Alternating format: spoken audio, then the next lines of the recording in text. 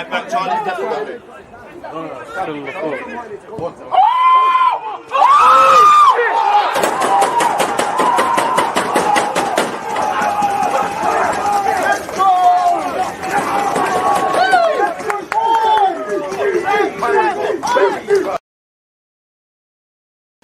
People deluded, I'm back again. Come on, Ian, man. Come on.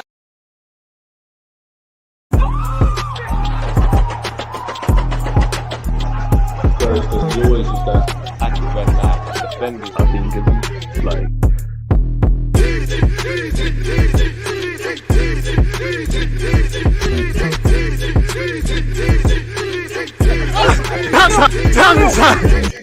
Am I live? Of course I'm live. People deluded, I'm back again. First things first, people. I hope you're all doing well and safe on this Friday morning in the United Kingdom. Good morning, good afternoon, good evening, and in some cases, good night. Hope you've all had a progressive week in your personal and private lives, people. Professional as well. Hope you're all safe. Hope you're all in good health. Hope you're all, enjoying and gearing up to the weekend, people. Hope you've all had a great week and hope that really the weekend's better and hopefully next week is filled with more abundance of riches and things. And again, I like to emphasize the most important thing is health. So hope you and your loved ones have your health. Please make sure you're hitting the like button. Twitch gang, I hope you're doing well and safe. We just had a fantastic live stream where we watched all of Arsenal's goals this season. We watched all Lacazette's goals. We watched Ronaldinho. We looked at the transfer news relating to other clubs. We're going to focus a tiny bit more on Arsenal now. Obviously, the Athletic have spoken on Gnabry, etc., and Tielemans and all the same. We're linked with the same dons all the time, and it's getting jarring, in it. You know exactly what's going on. So yeah, people, it is what it is. We'll get through it all. What else have we got?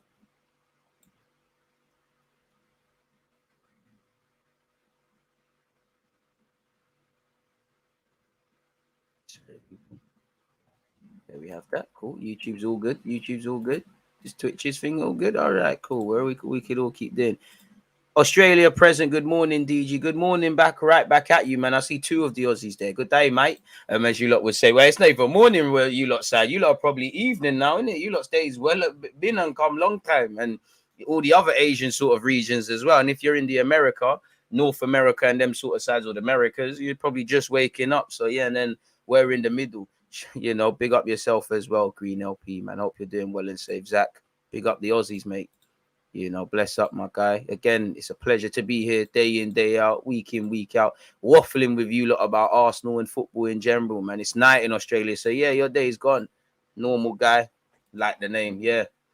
Wait, what can I say, man? It's early over them sides. Get liking, like you said. Any talking points, get them in. Let's have a quick browse and see that we're not missing any sort of transfer news. Pogba allegedly is waiting for the formalization of Zidane to PSG to start discussions with the club. Crazy. Luis Campos has joined PSG as well, by the way. And apparently Zidane's going to PSG. Crazy. Oh, for fuck's sake. Apparently AC Milan have showed interest in Gabriel Jesus. AC Milan are the latest club to show... Well, you lot can see it here. AC Milan are the latest club to show interest in Manchester City forward Gab Jesus. So we're starting a bidding war. Pogba is going Juventus, underwhelming move. Pardon me. Obviously, I wouldn't say Real Madrid don't have a need for Paul Pogba because it's Real Madrid, isn't it? But they've got too many players. The United thing is done. He probably feels, in his career at club level, Juventus has been his happiest time and probably where he could be happiest off the field. He's worked with Allegri before. So for him, it probably makes sense. I would have thought he would have went Real Madrid. I could understand going PSG, Zidane, being in your homeland, Pogba's one of them guys, a bit like Ozil. They're better when they're around dons that are on what they're on, and you don't necessarily have to rely upon them really and truly. So, yeah, I wouldn't say underwhelming, but yeah, feels like his career's just gone full circle, really. The thing I would say with Pogba, I would say when he left Juventus and went to Man United again, that's the only controversial circumstance I haven't seen from Pogba, because I remember when Pogba was at El Havre and he went to United and there was some controversies around that. Obviously, he left Man United on a free, and then obviously what you're seeing now, really and truly, is always, unfortunately, Pogba is always going to divide opinions, much like most of these mavericky footballers. If you're on YouTube, please make sure you're hitting that like button, people. I appreciate that. Thank you in advance, people. City have got what they wanted with Jesus, a bidding war. Exactly. And they're trying to do the Bandulu. Obviously, apparently yesterday we saw that City have dropped their asking price by about 10 odd million. You know, obviously, if they can make back their money, what they bought him for about 30, 40, they'll probably get 30 odd, 40 odd, 50 odd million quid. They're gonna get that back on a player that's had a year left on his deal. Haaland cost 85 million. That kind of mitigates against that. There probably will be, you know, 1-2 more people moving. You know, again, a lot of players, they're going to bring players in, of course, but a lot of players are speculated to leave City all the time. You know, Bernardo Silva, Zinchenko, Ake, Mahrez at the moment. If I haven't said Raheem Sterling, Gundogan, if I haven't made that clear. So it makes sense. They got a bidding war, really. I'm sure City would want to keep him as a squad player because of what Gab Jesus can give them, but I wouldn't say they need him like that, you know, really and truly. If Jesus goes elsewhere, is Gnabry now a must? We're not grabbing Gnabry, bro. Like, for me, Gnabry would be a must anyways. But again, away from the fact that we're in London, the romantic side with football and stuff, you can't, you know, Gnabry's at an age where he can't look at it romantically. That's the whole reason he left Arsenal. He had to stop looking at it romantically, sort of thing.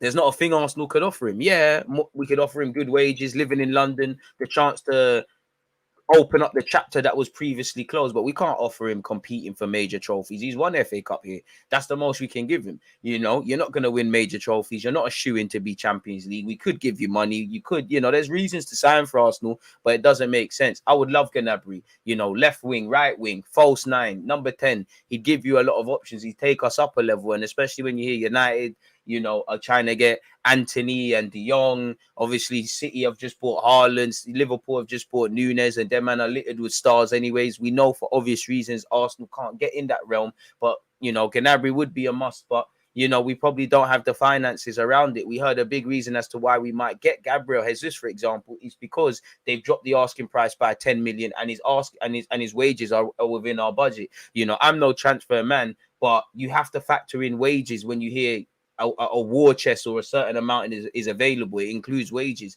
And, you know, if we got Champions League, maybe with Aubameyang leaving and that money, and now Lacazette and, you know, Bellerin who's on decent P's and a couple of other players, maybe we could have got that, really. Look at Spurs. They're kind of, they didn't get him, or don't look like they're getting him, but they can afford to try for Bastoni and all these sort of guys. You know, if we got Champions League, we could have done that. But, you know, when you remove the drama and the romance away from it, we probably were not getting Champions League. So the target should be factored around that. Every article that comes out concerning Gabriel Jesus, you hear we've been talking to him for months. Tielemans is well known. His agent was at London Coley in January. So you'd imagine if you can't get them to, then you need to have backup replacements, or there's some serious question marks, man. Shout out all the Indians locked in, man, and appreciate the support all the way from India. 6:30 a.m. thing out here. Appreciate that. You're just waking up in Canada. I wish I was you lot, man. Starting to need a coffee. Thoughts on the PFA awards? I know this is an Arsenal channel, but we have to be honest. How Son hasn't been given any collective or individual recognition, I'm not sure. I'm not saying Foden doesn't deserve to win the PFA, but personally, I think Trent still counts as a young player, innit? Trent, Saka. I think Trent, Saka. I'm definitely missing someone else. Reece James. I think they deserve to win that more, but it's a popularity contest. There's politics, and it is what it is, man. Hey, DG, are we actually going to sign anyone? Starting to feel like one of those Wenger windows. I mean, the window's just opened today at midnight UK time, so let's wait and see. But yeah, I wish I could, man. I wish I could tell you, but I don't think so. I feel like we won't sign anyone just like January. I don't feel like that. Whether we sign good players is another option, but I don't think Arsenal are not going to sign anyone. I don't think we're going to have that season where we just fantasy signing for Arsenal, Serge Gnabry at current moment. I feel like we won't sign Jesus, Tielemans, or even Neves, since Arsenal with Arteta is more talk than action. I mean, we did do a decent job last summer, so let's cut the club a bit of slack. DG, should we be selling Saliba for 30 million if he doesn't extend and get in Botman? I think you can afford to sell Saliba a year from now. He's contracted until 2024 and get your money back. I don't think you should. If I was Saliba, I wouldn't let the club pressure me to sign a contract at the moment. And you have to see where the priorities are. Clearly, it looks like Bukayo Saka's contract is the first one, and then it's Martinelli / Saliba and any other things they're looking at. Even Gabriel's behind all of them. Apparently, Gabriel, the centre back, is in line for that, man, as well. If we're not getting Jesus, we should push for Shamaka and go after a player like Nkonku. And Nketiah is pretty similar to Jesus, to be honest. To be honest, if we get Nkonku, people will get onto him for being a false nine because he will start looking like a false nine. I do want a bit of what Liverpool are getting with Darwin Núñez. Like, make no mistake, with false inside forward / false strikers in Mane, Salah, Firmino before getting dropped, Jota and Diaz, that has served Liverpool greatly. Hit the like button, people. It has served them greatly. But clearly, no matter how much you look at it, they need a number 9. And I've been saying that for years. One of my first videos on my YouTube channel was Liverpool need a proper number 9. They're getting that with Núñez. I personally think, while I think we need multifunctional players, I would like us to go back to basics. I would like my striker to score goals. Don't get it twisted. Link up play, all of that stuff is needed, but I just feel sometimes we just don't go to the basics. We've got guys, we've across the course of last season, the bar was on the floor. Big up Eddie, but just because I saw Eddie, when he he didn't score, but when he picked the pocket of that Southampton lad Valerie and Saka ended up missing, or the goals against the goals against Chelsea and things, all the basics of a striker, we've been missing it. Same way with Ramsdale and Tomiyasu in their positions. We praise Lacazette for working hard. A striker should be doing these things anyways. We need goals, really and truly. So just someone that can score goals first and foremost. I would like someone that's a physical target, man. I know strikers have to be system players in these day and ages, but yeah, man. Gnabry on the left with Saka on the right would be amazing. Maybe you'd see them interchanging, but that is a fallacy and a fantasy, really. We should be trying to get Calvert-Lewin because Everton need to sell him because of FFP. I'm not too sure there's a pressing need to sell him, but if they're not giving us a cut price, that's crazy. World Cup would have started today. Every top 4 club has a star. Exactly. You know what it is? They just got someone that can rely on. Ronaldo. He's not going to be there forever, and United will bring some other dons in. But where would they be without his thing? People have said Salah's been meaty in the tail end of the season. What is Salah bringing to the table? It's Mane. Liverpool fans don't even sound happy with Jota. He's got double figures. Diaz probably would have closed that gap. As I keep saying every week, Kane spent the half the season crying about this failed move to City. Still ended up with a respectable amount of goals. I don't need to tell you what Son brought to the table. Kulusevski brought them something. Again, I don't want to praise Spurs, but wow, they bought people in January and it gave them an extra chance. We're betting too much on potential. Gabriel Jesus has the potential to score goals. Doesn't have the CV of a goal scorer, 15, 20 goals in the league consistently. Eddie the same. Eddie for the large part of the season did nothing. Since he got his chance, he took it. It's very different now. We're looking at it from game week 38. Saka and Smith Rowe. First, I would say standout seasons in terms of numbers, double figures. I don't know if you're going to get that. Odegaard and Martinelli. I think Martinelli got 6 goals in the league. Odegaard got 7. All of these players I've said should be trying to get around 10 goals, 10 assists. If you're not aiming for that, then you shouldn't be at a top 6 club and things like that. But they all have the potential to do it. They can't necessarily do it. There's no way you could sit there, Arteta, in August and say, that's that. We don't necessarily keep clean sheets. Although I was looking at our record, the statistics, I think we finished 5th for clean sheets. And even though I think we've improved defensively, and that kind of reflects that, we all know Arsenal need to improve a lot. It sounds stupid, but we're not necessarily a team that looks like they're going to keep clean sheets or score goals.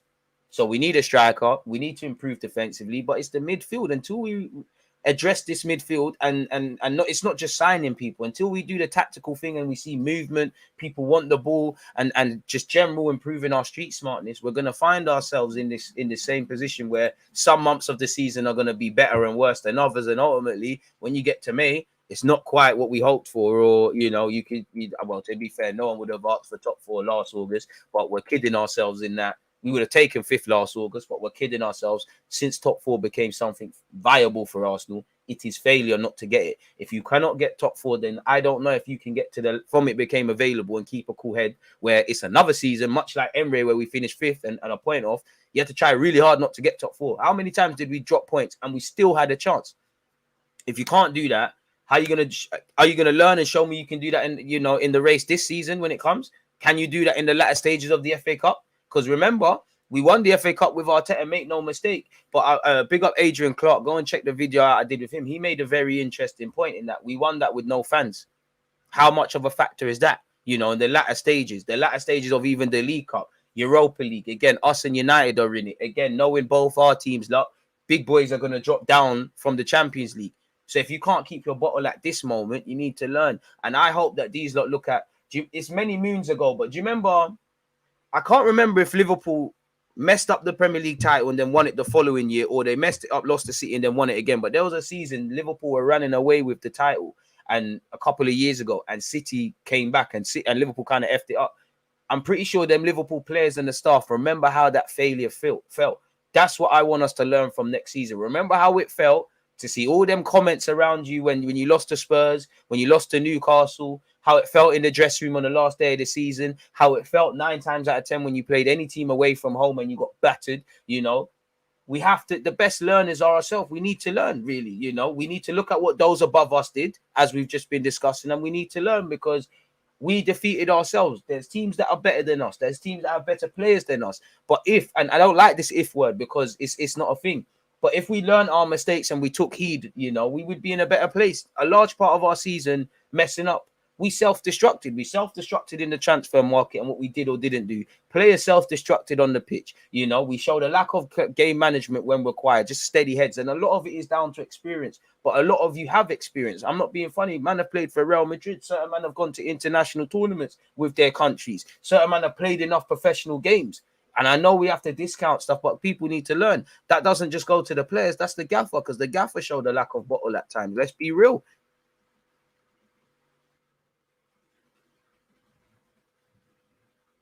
But yeah, it is what it is. Before we talk about how good Spurs were or City, well, we all know City and Liverpool are better than everyone. But before we talk about how good City, Liverpool, Spurs, and Chelsea were, we have to look at ourselves. Chelsea, by their own standards, were quite terrible last season. They're just better than the rest, really, and they're in the halfway house. How many times were Arsenal fans and even the players talking about third, Granit Xhaka, every time? And every time we spoke about third and you needed to go into that game and we do the dreaded, if we win that, what happened?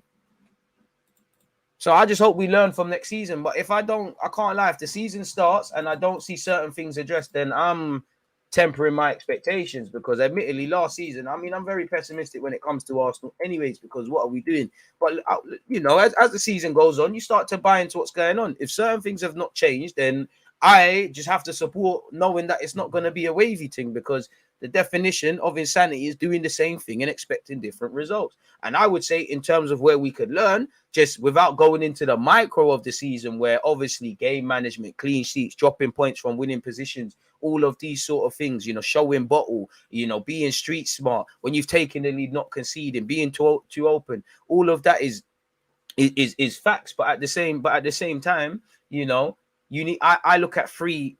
When I just look at it on a lazy one, there's 3 points for why our season kind of messed up. I'll start with the end. Newcastle, Spurs, games just before that, just before we beat West Ham, Man United, and Chelsea. What happened to 3 games before that? Them sort of things there.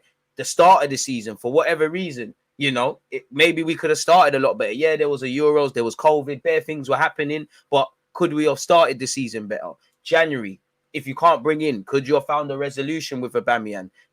Could you have, could we have pressed the, could Edu have done a bit more to bring in something? Could we have, kept Aubameyang, Callum Chambers, Ainsley Maitland-Niles potentially, because other teams didn't let certain people go. Spurs were saying, Bergeron, you're not going, and Bergeron played little to no part of that season. And the same goes for other clubs. So we showed an inexperience, or maybe there was that crutch, because we knew we would get Europa League, and we knew that we was trimming the squad, and certain men are getting new deals, and that maybe that was the thing. The only benefit I saw from doing these sort of things was there was more togetherness. But when it counts, there was no togetherness, and it really matters.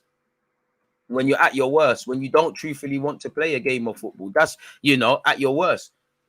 Obviously, Liverpool and City batter 9 times out of 10 every team they play. But key parts of that season, ironically, is City versus Arsenal and City versus Villa, where they had to come from behind.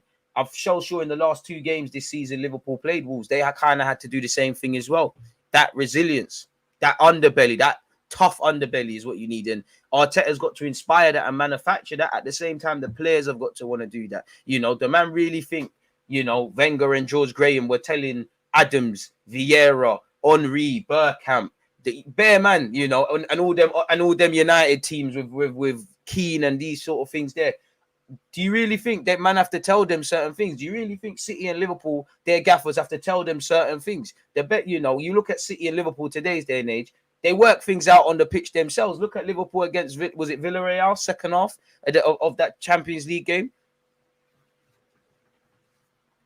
And it does come with experience. But again, it's football's a thinker's man game, like life. You know, Luka Modric is a wavy footballer, but he's not a wavy footballer because of his passing range. Yes, he is, but he's a wavy footballer because of this. If he hadn't had a brain, he couldn't play the pass. He couldn't see my man make that run, or was it Rodrigo, whoever. We need to learn these lessons. So I want you lot to, all you lot need, and again, sir, I know old habits die hard. It's difficult to learn to not make mistakes. And I do think people are trying. But some of you keep making the same mistakes in games. And, you know, me and you lot with our limited resources, we can go replay up, watch Arsenal games. Or several times, you lot can give several examples of the same mistake a player's made. If you lot can do that, these players are literally, you know, you've got the best nutritionists, best coaching, their analytical staff. You could, you know, you probably got a flipping whole computer room with your games and different angles that the cameraman have taken, just specifically shots for you. Wait, man, I have to be dedicated to their craft, man. So yeah. Callum Chambers, brother, you're reaching. You're not listening. You're just hearing stuff, man. You're not hearing. Would Callum Chambers have done any worse than Cedric? You know, it's well documented. Our season kind of fell off when these guys got injured. The minute Tierney, Tomiyasu, Partey got injured, I'm not saying they couldn't have left, but there was no plan. Would Chambers have done any better or worse than Cedric? Would Ainsley have done any better or worse than Cedric? And Tavares? And for the gaffer, there's times where you should have just went to a 3 at the back. If you can't win, don't lose. That's something Arteta needs to show a bit better, navigate. Because you, again, it's easy for me to look in hindsight. But if you went, Spurs struggled to break down low blocks. So you went and you were open. And then you had Holding and Cedric next to Son, where you know what's going to happen. Newcastle, they're a good team. Especially when, you know, when you initially came in, we looked a bit better at 3 at the back. Just don't lose them games. You know, you need to be able to navigate. It's a game of chess. It's a war. You could have lost so much battles, you know, and won the war. FA Cup winner side, Arteta has cost us in every crunch game. I wouldn't say everyone. The players have messed it up at times, but I mean, it's a reflection of the gaffer, innit? But I had to block this Dennis, brother. This Dennis guy's a pussy, man. This is the guy saying we should have got fucking Neto over Ramsdale. Get the hell out of here with that BS, man. Anyways, I fear top 6 is in jeopardy because of Newcastle. I don't think it is next season, but they're going to creep up on us. And this, you can't be scared of competition. I'm not saying you, but that's one thing that jars me with Arsenal. Oh, Spurs are going to do this with Conte. City are going to do this. Liverpool, Chelsea, United. Bro, this is the Premier League. Ain't that the benefit of the Premier League? That everyone can beat everyone. Everyone's trying to improve. You don't know what's going to happen. Innovation's key, bro. Again, they're probably Rothschilds and that. They're all owned by the same thing. But Fanta don't care what Coke's doing. Coke don't care what Pepsi's doing. Pepsi don't care what Sprite's doing. Everyone's just trying to have a wavy soda. This is it. This is it. Just be wavy. Like, obviously, you look at it, you know, there's going to be competition. This is, if there's no competition in life, what's the point?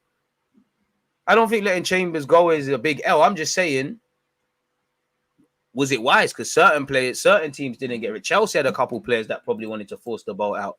You know, again, I always give the example of winter. You'd rather have too many jackets than not enough. Do you think Saka accepts offers like City and Liverpool? Maybe one day. I don't think this summer, though. I really hope for once we get deals done early doors. I want us game ready for game week 1. Trust.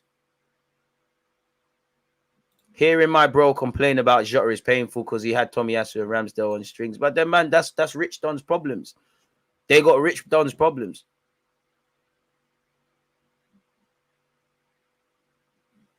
Nah, man, I think Darwin Núñez can press quite well. It'll be all right there, man.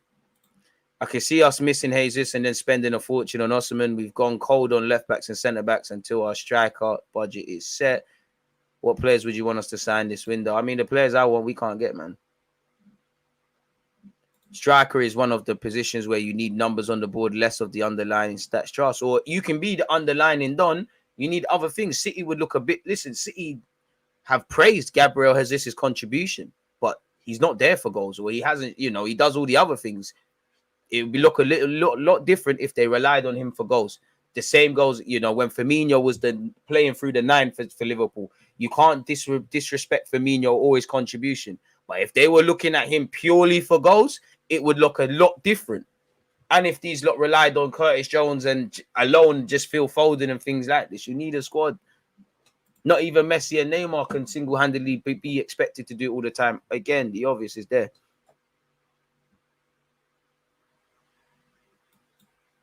It don't make sense, Darren, but I'm not even I don't even want to focus on them PFAs and all these nonsense. It's all politics, man. You know, I know how Saka might feel because I remember, you know, there's a footy blacklist awards and there's 30 under 30 influencers, content creators, all these things. I'm be real. I still maintain I'm a shoo-in for that. My name weren't there. The flipping guy who owns it is like, oh yeah, we feel it's unfortunate. And I'm looking at the list. It feels like people voting for their brethren. So you let the streets decide, man. All the awards are just for vanity, man. Forget all of that. I know how Saka might be feeling. Marquinhos is pretty much a direct replacement for Pepe. They play almost exactly the same. I can't verify this Marquinhos guy because I have not watched 90 minutes of him. I think it could be a longer process with our priority targets, such as Jesus. However, we should be straight in for players such as Zinchenko, looking to boost competition within the squad. We're going to get into the Athletic article, but allegedly the Athletic said Zinchenko, in terms of wages and his squad status, means we won't do it. The only reason we do that is if Xhaka wants to keep it moving.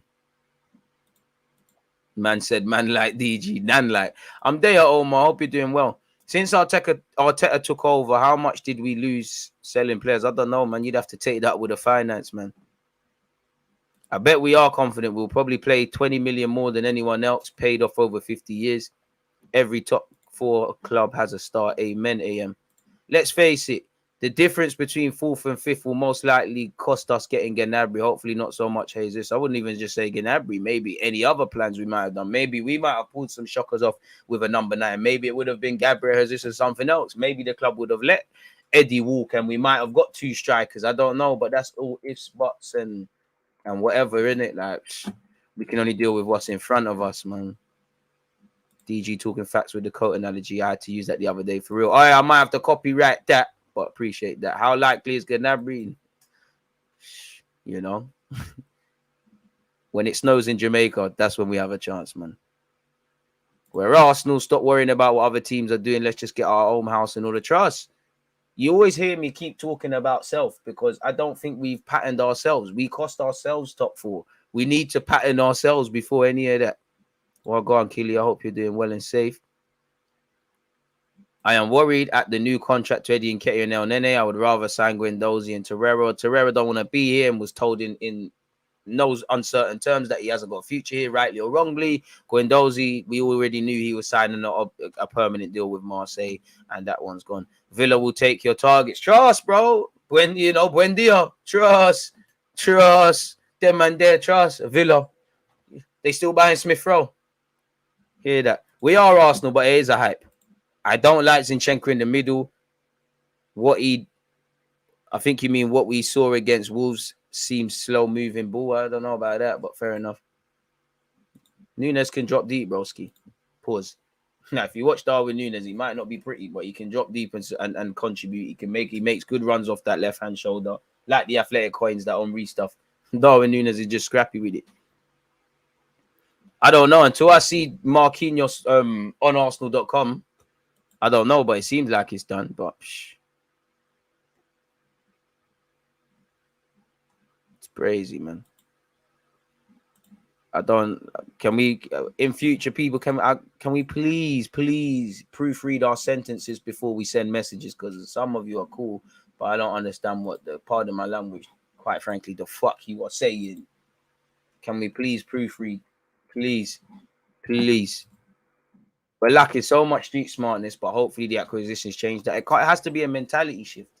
Everyone has to. You know, there's no point bringing in 2-3 guys that understand this thing and the other 9 on the pitch don't, because they're going to drop a level. You know, Varane, he's always been a good defender. He's been that, you know, you always give the example between PK and Puyol. He's always been the PK to a Puyol. He's almost a passive, the good cop to the bad cop. But, you know, Varane's looked twice his shit because he joined the jolt man of a system. Defending ain't just about centre backs. You're gonna always drop a level. With Van Dijk, if Liverpool were on clownery in defense, Van Dijk would look like a clown, really and truly. You're going to drop a level. Tomiyasu's a good defender. I wouldn't say he's dropped a level, but he's gonna look Kalas when everyone's on Kalasins. You're only as good as the system, really, man. Nah, that's not nice, man. I'm taking Rafa Leao, but that one there's gone, bro. Well, that's like 100 million, really. It's crazy, man. I just know we'd be better next season to have any. I just know we need to be better next season to have any chance of achieving top 4 football. Amen. True, the coach needs to be much better too. Arteta's a flop. Well, that's harsh, but hey, you're right. It's crazy, man. Interesting talking points. Keep them coming. Yeah, Eddie. Obviously, Eddie's going to be named on the release list because of obvious reasons. You know, technically the deal's run down while things are ongoing. Can't lie, you lot are boying it. There's 300 of you locked in on YouTube and there's 81 likes. We should at least be at 200 and there's some change, man. Twitch gang, you lot are just doing your job, mate. I love you guys. We'll see you like 4:30 as well. I doubt if Jesus, Tielemans, and Zinchenko would be enough to get top 4 if you look at how other teams are bulking up. Well, it's just, listen, it's about your application over a 38-game period, man. Pump the likes, Pete. Perlo is set to reach full agreement to be named as the new Karagunrak Rook manager. Oh, what? Where's that? Right. The transfer rumors always get us the best possible links before our targets being snatched by Juventus or Newcastle. I don't trust this club anymore. Have you seen the Shamaka news about him being open to joining a team outside of Italy? Yeah, I have. And have I still got that link somewhere? Yeah, I do. Turkish League. Shout out him. Shout out to you, man. I hope you know, this is what we're about, man. This is what we're about. Just found out my job situation looking real shaky. Oh, shit, I read that wrong. Hoping the grass is greener on the other side. Nah, man, I thought when I read that you said you got a new role. Listen, struggle is temporary, man. You're going to pattern that. As someone that's, bro, trust me, I know the anxiety that feels with not having a role, with getting rejected. Like, where's the piece of paper? I think my mum's got it, bro. There was a year. Obviously, man had to do certain other things for cash, but I think it was about 30 different interviews, 30 different interviews, different sorts of roles. I was going to interview technique trainings, everything. So I know exactly how it feels, but keep your head, man. Trust me, just keep your head, stay cool. I always used to tell myself that it's not going to get better today. It's not going to get better tomorrow. You might even not get better for a couple of weeks. But where there's rain, sooner or later, the sun going to shine, my guy, So yeah, man, just keep going, man. Keep going. You got this. I'm a fan. I'm an Everton fan. Shout out you, man. Chew, come on, let's all hit the like button. 26 job interviews and they all said no. That was low-key your best ever interview, best ever video, highly motivational. Exactly, bro. Man, not exactly how I feel, but man used to sit in Tottenham Marshes thinking life is shit. But if I told you, look, the things man had to do for cash and the anxiety with being I never had a van, but a man with a van just jogging, just jogging. It's dead, fam. You got this, bro. You got this, bro. You got this, man. Trust me, you got this. Just keep your head. We need another forward on top of Gabriel Jesus. Whether that's a wide forward or centre forward, we need another scoring option, especially with Pepe going. The name of that vid, I can't remember, but if you type in Deluded Thoughts, I'm in a park in it, so it will look like a park. You'll find it in it. Arsenal settling for Zinchenko when clearly we should be going all out for Cucurella. We're officially a mid-club. I mean, by all means, I hear that, but I think that one's forcing it a bit. You think winning the Europa League is Arsenal's best chance to be playing Champions League the following season? I don't know until that variable happens, but I would say there's 38 times. You've got 38 games to try and get into the top 4. So I always want the domestic qualification. I want the best of both worlds. I personally don't think anything else is acceptable between fighting for top 4 and getting to the Champions League. Of course, Europa League final. Sorry, I wish it was Champions League final. Of course, there's going to come a time where you might have to say, all right, the top 4 is looking a myth. Let's concentrate a bit more on the Europa, or the Europa is looking a myth. We've got more of a chance of the Champions League. It is what it is, bro. We're not Liverpool City, but Liverpool don't go. Obviously, Klopp at times hasn't really respected the domestic cups, but he doesn't go, oh yeah, man, we can't focus on the Champions League because we got to do this, man. Go for it all, bro. It looks like Lewandowski and Di Maria might be going Barca, and they're going to have to sell players to fund it, which might help United. DG, do you think if we had beaten Everton away from Eddie Sitter, we'd have gotten top 4? Maybe, but I'm not just going to blame one player. We're in this together, We had many a tries. Everton away, we failed to hold on to the lead. So we've got to ask questions of the defenders. Manchester United away, we failed to hold on to the lead and even a draw. No reaction at Newcastle. Bottled Tottenham Hotspur away. Could not break down a low block against Burnley. I'm being very harsh with this one, but failed to hold on to a winning lead against Manchester City. The start of the season, discount because it was collapse, but you lost to Brentford. I don't expect to beat Chelsea really at that time or City, but things happen. And I'm sure there's plenty of other examples I'm missing out. So it's never just one man. You had 38 games. Ifs and buts, maybe, but no, man. I could say if Cedric and Holding weren't doing dumb-ish, maybe we would have done something against Spurs because first 10 minutes we was half decent. But I don't like that. I can only deal with the facts, really and truly, if I'm honest with you. And we missed out. I just know we're all in this together. Because if Eddie doesn't bad up Chelsea, if Eddie doesn't score some goals towards the end of the season, it probably could have been worse, really and truly. We win, lose, and draw together. Every person connected to this football club made mistakes. Mikel Arteta, unnecessary mistakes. Players, a bag of them.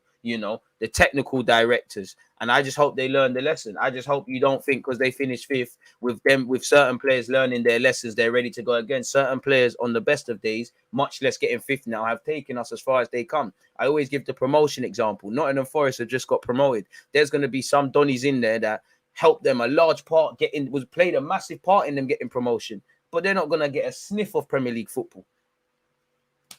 It is what it is.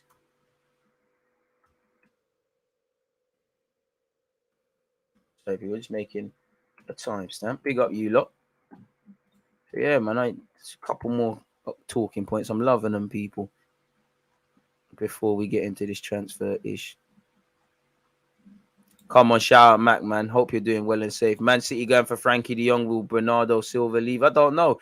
It seems like United are onto him. So true. We lost too many that we could have drawn last season. We struggled to hold the lead under pressure. And that, on one hand, that's cool. That's the Premier League. Sometimes things go wrong. There's that. There's the resilience, the resilience factor. When we're a goal down, there's only maybe 1-2 games where we've come back from behind. 13 losses is unacceptable. I think we finished fifth for clean sheets somehow. So there's a lot to improve.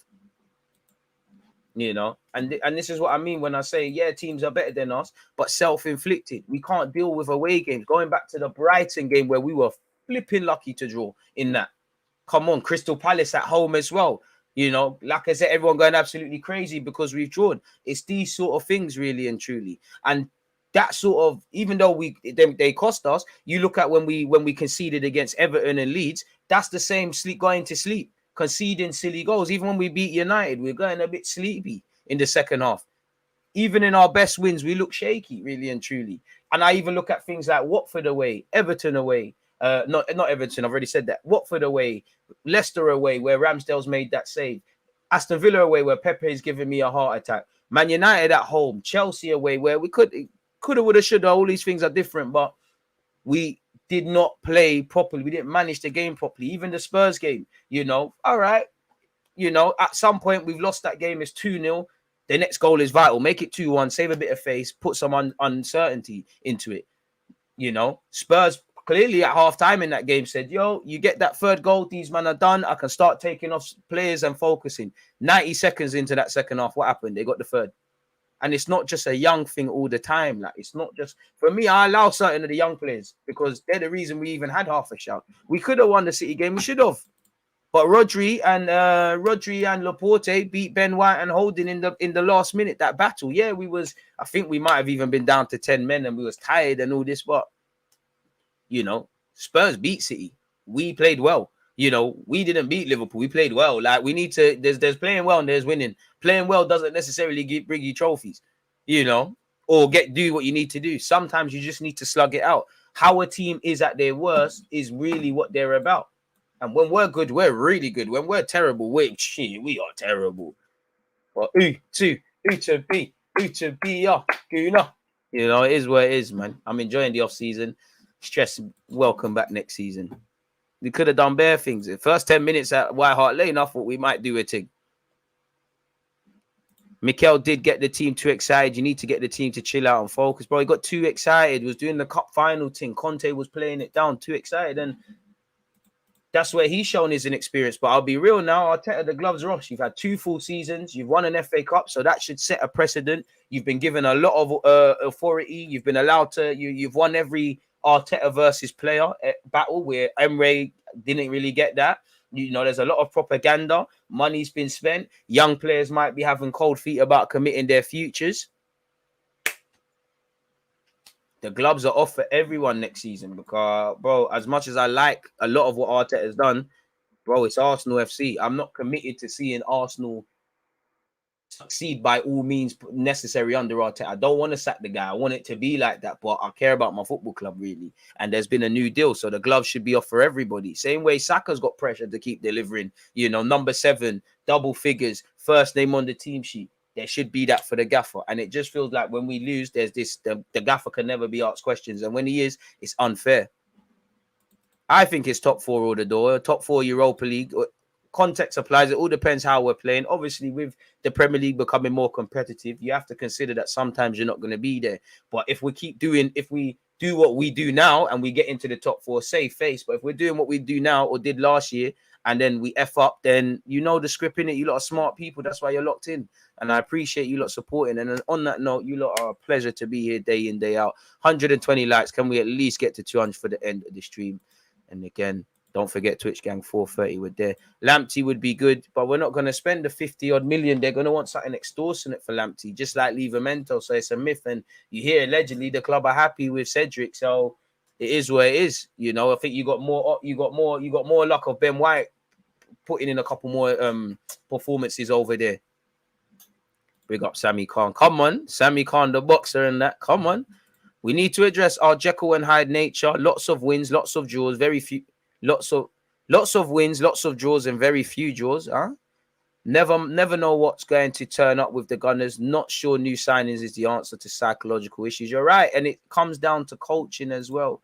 I'm watching you for the first time. Which is your favorite club? Accrington Stanley. You know, it says Deluded Gooner on my YouTube channel. I got this shirt on, but my club is Accrington Stanley. And Wrongans. Go and check them out. I used to sit here and think life would never get better. That was the name of the video. Shout out to you. So that's the name of the video. Morning, DG. How are things? I appreciate that, my guy. I'm doing well, man. Speaking of work, got my first interview on Monday. Hey, you got this, man. You got this. And if you don't get it, it's their loss, man. They can't see your wavy. And, you know, he's wished everyone else this best. Dan Zuma thoughts. I like him a lot as a footballer. He's at Villarreal now, innit? Seems like he's open to coming back to England, but I don't think we're going to get him still, man.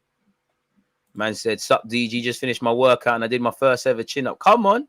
Arsenal ain't moving, but we move. Big up to you in the chat. Come on, man. Now you just got to try to do 2 and then 10 and then the rest of it. Morning. Hope you're well, my guy. Quality stream going as always. Thoughts on some players returning from loan who can't be moved. Uncomfortable sense some like Bellerin and Marie may stay. It is what it is. They're going to have to be utilized and probably move away in it for free. You know, obviously, I don't think Bellerin will be here purely because I think Bellerin's going to push out the boat and I think he'll play on Arteta's heartstrings and they'll move him on.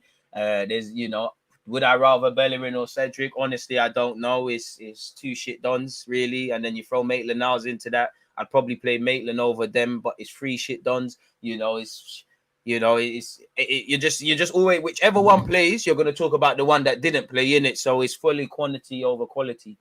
Quantity over quality in that regards. Marie, I mean, Arteta wants a left-sided centre-back. That you might have to concede that because, as you said, you know, he's on decent wages that Udinese don't want to give him. He's contracted until 2024.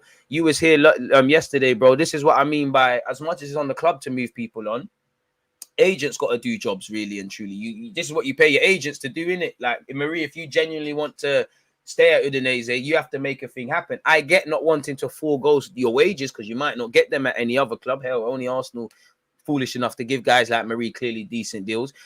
So yeah, but you want your agents to do things. Like Bellerin seems like he's on moving on. Ainsley, you're having a young family soon. You need to go and get some football. Leno surely isn't going to be here because you're not going to go to the World Cup if you do not go and play football. I'm probably missing out a couple. Torreira, again, I think he will get a move in the end, but we'll probably just have to take the hit. You know, we're probably going to have to take the hit on all these players. Apart from Ainsley by default, because he come from ALN, we're not going to make our P's back on none of these guys. You know, you're not getting your P's back for Leno. You're not getting your P's back for Bellerin free thing as well. You're not getting your P's back for Torreira despite a decent season.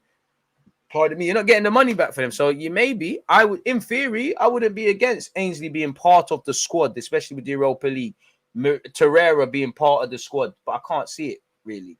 I would like Nelson to be involved, but yeah, man. Cucurella going City. Can't lie, Xhaka has grown on me this season. Why? But I can't see this brother start for Arsenal. I mean, Xhaka's always been overrated by many and underappreciated by many, really. But I would say if we're having the same conversation, then we kind of know where it is. Squad player rotation option, nothing more.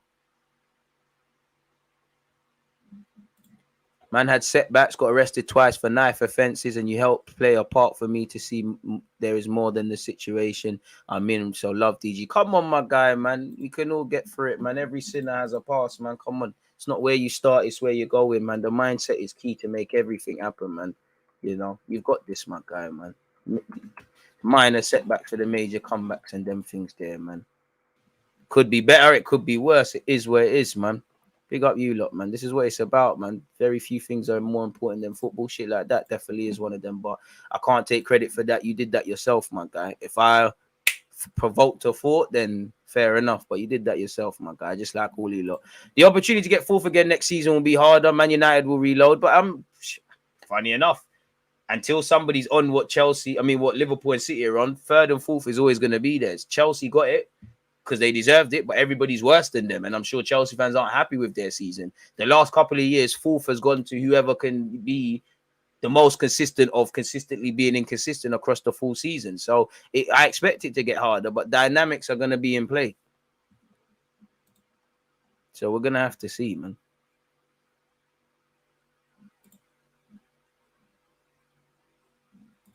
A man's on to me about the Love Island watch along.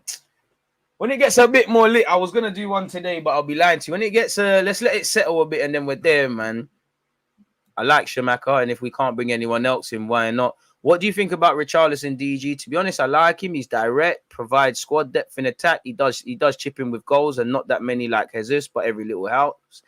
I mean, I'm taking Richarlison, but it's a bit like Jesus, these new age Brazilian youths. Like one game I look at them, I'm like, yo, you're a baller. Then the next game, I'm like, he's dead.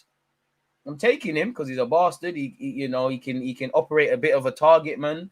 I'm taking him, but I'm not convinced. And he's not even on signing for us. He said it's a Chelsea thing, if anything. 10 million for Guendouzi, good? Clearly not. Man said United reloading on CDM. I mean,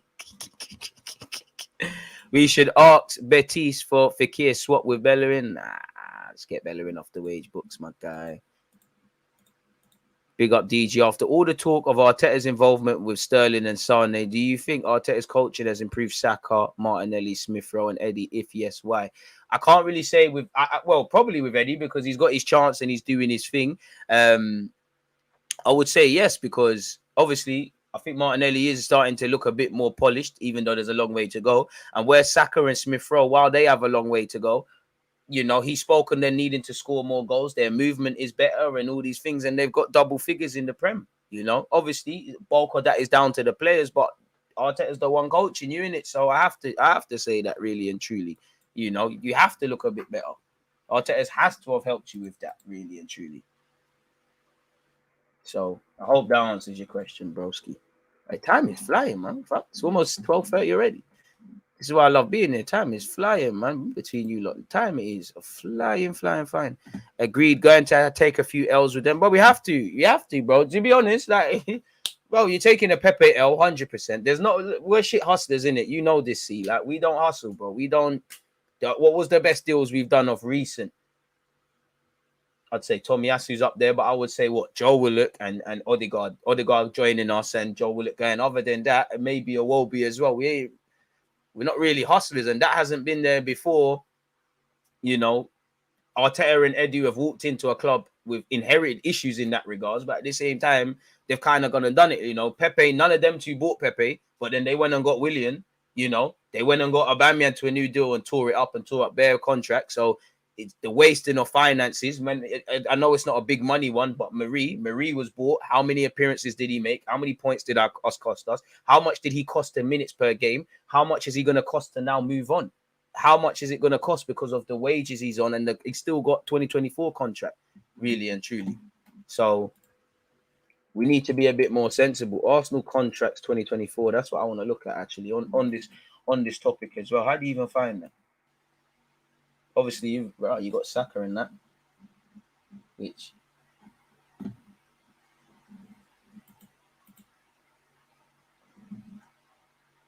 these are the dons who are up in 2024.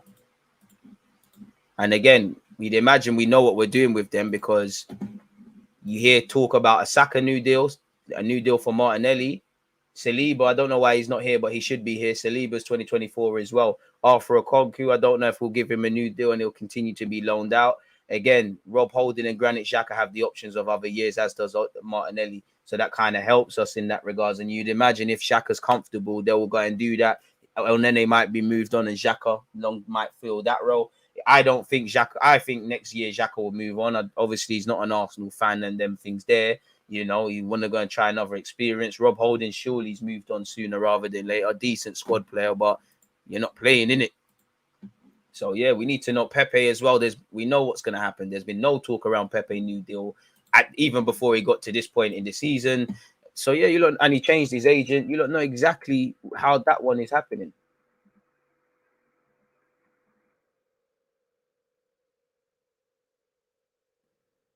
Timestamps people said for the pause, but yeah, we're not gonna make any peace. At best, well, it all depends, really. You know, personally, how good is Matt Turner? I know Leno don't want to be here, but I wouldn't mind holding on to Leno, for example. I want the P's, but I wouldn't mind holding on to Leno being second choice, because you've been made second choice keeper by default, and he's quite a decent keeper to have. I can't verify if Matt Turner's a good keeper or not. I can't verify if that Tusty guy is a good centre back or not. Can't verify if that Marquinhos guy sounds wavy, young Brazilian thing. You know, we all want to hear that, but can't verify. Seen the 2-minute highlight thing on YouTube, on Twitter, and I commented on Twitter, and you lot saw, I was like, whoever made this compilation hates him. Like, it weren't one that if you was trying to send the highlight reel to clubs for scouting, you're not getting that. Is Richarlison really a striker? The Banduli one's 1-1. Season expectations for Patino and the lot. Just keep trying to push the ball. I think some of you should be trying to go out on loan, but just make as many first team appearances you can make, really. Definitely prepare Leno to Turner. Turner is just okay. He hasn't been given a consistent run, and that's why the only thing that interests me is the potential of what he could do. But again, we're betting on a lot of potential, you know, and as much as we're speaking about the stars of tomorrow, bro, man need to score goals today, next season, today. You know, Odegaard, Smith Rowe, Saka, all these guys in the next 3 years here at Arsenal or elsewhere can be wavy, but man need to score goals next season. When, you know, Saka and Smith Rowe at many times overperformed for long periods. So naturally, if you overperform for long periods, you're going to struggle for long periods. Who's picking up the slack? You know, you've got the potential to get double figures. Saka, Smith Rowe, Martinelli, Odegaard, Jesus, if he did sign, and I'm probably missing out one more guy. But none of you, I wouldn't bet my house. You could bet your house on Kane getting a respectable amount of goals, Salah getting a respectable amount of goals, Ronaldo getting a certain amount of goals, Son getting a respectable amount of goals. Historically, Jamie Vardy, once upon a time, Aubameyang. You lot get where I'm going with this. So yeah, and I don't think it's fair. You know, we already know. Okay, cool. We're doing the youngster thing, and I can't ask them anything more. But our performances are correlated with if these young early 20-year-olds turn up or not. And I'm sorry, that's unacceptable for Arsenal Football Club. You know, these lot should have a fair, what's the word, man? Not facility, like a environment to just be young men and have bad games and things like Curtis Jones and all them guys at Liverpool and the million at City and even to a degree Chelsea with Hudson-Odoi. Fucking shit. Hey, what was that? That's not nice. But yeah, it is what it is. Leave Richarlison in the binnies. Another Theo Walcott for me. All potential, no end product. Bit disrespectful to Theo Walcott, if I'm honest. Man United have a long way to go. Ronaldo is a year older. Varane is not the player he once was. Lots of moving parts, many of who will be moved or will be moved on themselves. He's too hot and cold, Richarlison. True. We'll look best. And this is the thing. We're too reactive. We could have sold Ainsley. We always do this thing where when there's an opportunity to sell a Don, we don't sell them. Like, just get rid of this. We're romantic when we don't need to be romantic. You're trying to make me bite. Why? I don't know about that, man. Big up top blue, man. Look at you, pussy. You're allowing it because Arsenal channel. You're scared. The Gunners are active in full force. I'm like, it's a fact, bro. Like, Hudson-Odoi's got 1 Premier League goal. Like, 4 less than Gabriel, the centre back. A lot less than Martinelli. Like, it's not just him. Jadon Sancho's got that as well.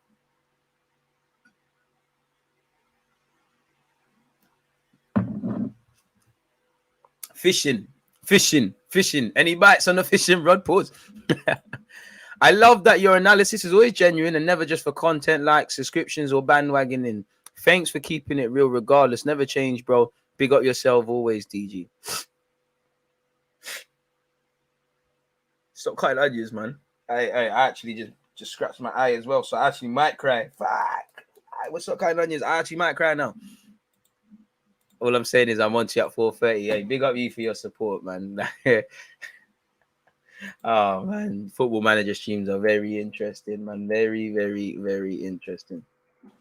Because there's romance, and we romanticize shit, guys. Even me, we romanticize shit, guys. There was times we should have got bread for Ainsley Maitland-Niles and other guys. It is okay to cry, but man ain't crying over that, man. Nah. It is okay to cry. I'm still, unfortunately, toxic masculinity in that, but it's okay to cry. Do you know what it is with Varane? They sussed him out, they sold him, and they sold Varane and then won Champions League. But at the same time, Varane's always going to look shitter at United because United are a joke of a defensive system, and Ten Hag's going to pattern it. But anyone's going to look. Van Dijk's going to look Kalas. It's like if Van Dijk signed for Arsenal, obviously he would show his quality, but brazy.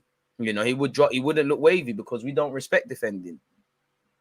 Have we ever sold any player above 50 million? I don't think so. Off the top of my head. Hudson-Odoi is on 120 bags a week. I don't mind getting bare piece from them racist shoots. I don't mind, man. I'll never hate on young Icy Freeze getting money, man. I'll never hate on it. I rate it. If Saka, Smith, or Odegaard each add just 3 more goals to the totals from last season, that will add at least a few more wins to the team total. A legit striker will compound their improvement. Exactly. Even Odegaard, I thought he had a lot less in the Premier League. So there's a platform. But then again, as you know yourselves, things are seasonal. Even the most experienced players go through them little droughts. Kane for half the season did nothing. Stopped feeling sorry for himself in the failed City move. Got back to business. Really. Ronaldo, I think it literally felt like 3 games and people were saying it was all over. Liverpool fans were onto Jota and he had double figures. Such is the high standards at that football club currently. So, yeah, man, it is what it is. I don't think we have. It comes down to being a hustler, and that's where it's not just an Edu thing, but he needs to do a lot more, really and truly, in that regards. Like, he needs to do a lot more. 155 likes. We're moving ever closer to 200 people. Shout out the Ugandans. No, we don't, but you can't tell me respectfully. I don't think Arsenal respect defending. Do I think they want to keep clean sheets? Do I think there was an improved mentality? Of course, but we don't. Any academy player that comes through is a more attacking player. And if it is, it's them accidental fullbacks. Brook Norton-Cuffy, if by God's grace he comes through soon, he's the only one that looks like a legit right back. The rest were wingers and all these things. Ainsley accidentally ending up there. We ain't had a 30 centre back come through since flipping Tony Adams. What if we could bring through our little own? I was gonna say Tomori and all these guys, but if we could have brought through our own little Carl Walker-Peters or Tariq Mitchell or them sort of squad dons there, where that saves you peace.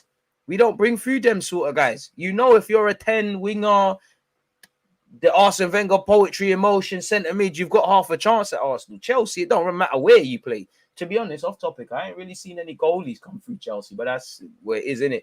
It don't really matter where you play, what you do, and I'd say it's the loan thing, Mount, before he got a proper opportunity, was at Derby, was at Vitesse, which I think the Vitesse one is a very interesting one.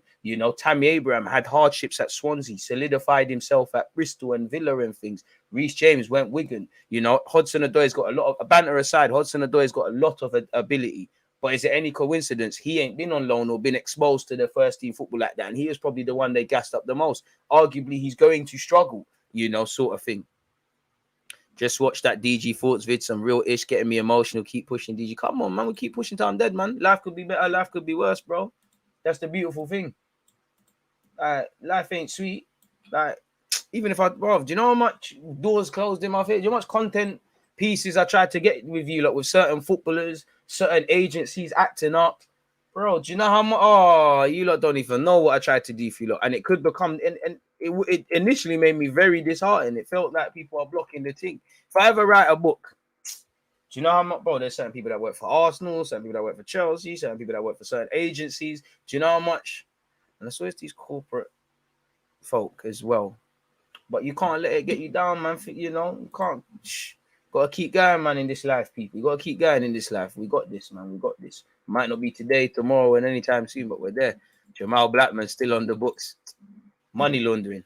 100% money laundering. No way Chelsea are doing legit movements with guys like that. It's money laundering. Kennedy as well. Have you lot still got Lucas Pazon? Are you even an Arsenal fan if you don't cry? Trust. You can want to keep a clean sheet, but you need the discipline and commitment to do it. Whole team needs to graft, not grit, to accomplish that. Bring back clean sheet FC. Trust.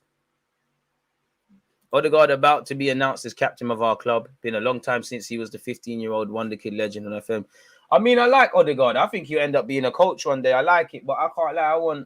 I wouldn't say a real captain because I think he could be a leader, but man, just want a normal captain. Like if Tierney's not going to stay fit, but the Tierneys, the Ramsdales, I just want the normal captains. I'm like Odegaard, wavy talks, always he's like the coach on the pitch, but I just think we just need an old school sort of just captain by the book, not these Disney Channel captains. We just a normal captain, really. I think we need a lot of normal stuff. Just a striker who's going to score goals, a normal captain. Obviously, you need the others, but yeah, man, it is what it is. Hopefully, Thomas Partey scores a banger next year. Would you prefer a more attacking right back or is TT comfy? I mean, Tomiyasu's got to contribute a lot more going forward, innit? But I know the modern day fullbacks have to go forward, but I mean, you got to be able to defend. Tomiyasu does that. I would like someone who could contribute a bit more in that regards. I won't say he cripples it, but he does. But you've been a breath of fresh air. There's a lot of problems, you know. If we could address all the areas that need to be addressed, then yeah, man. If there's a couple extra Wonga about, and you can get someone that's a bit more attacking and games where like we can afford to be a bit more ferocious attacking and we don't really have to cater to the opposition, then by all means I want another a fullback and whatnot. Or can we get a tune out of, I mean, Tomiyasu's never going to turn into Dani Alves, a Japanese Dani Alves, but could you get a decent tune out of him in that regard? This is where coaching has to play a part. I'm sure Conte is not going to use bare of them players, but I'm sure Spurs fans would say there's a couple of Spurs players there Conte's getting a tune out of. Doherty, Ben Davies, even Emerson Royal's looking okay at the time. You know, I'm sure when Klopp walked in, Henderson was probably one of the first names on at the club, maybe even Origi. And obviously different squad statuses, but he's got a tune out of them. That's what we've got to be able to get a tune out of duds. Guys that me, you were like, yo, they can't be here. We don't want them. Get a tune out of them. That's a big part into coaching. It's not just this money thing. If it was this money thing, Arsenal will be back. We've spent money. We've just done shit things. It's crazy. Respectfully. Sign Darwin Núñez. Psych. No, you can't.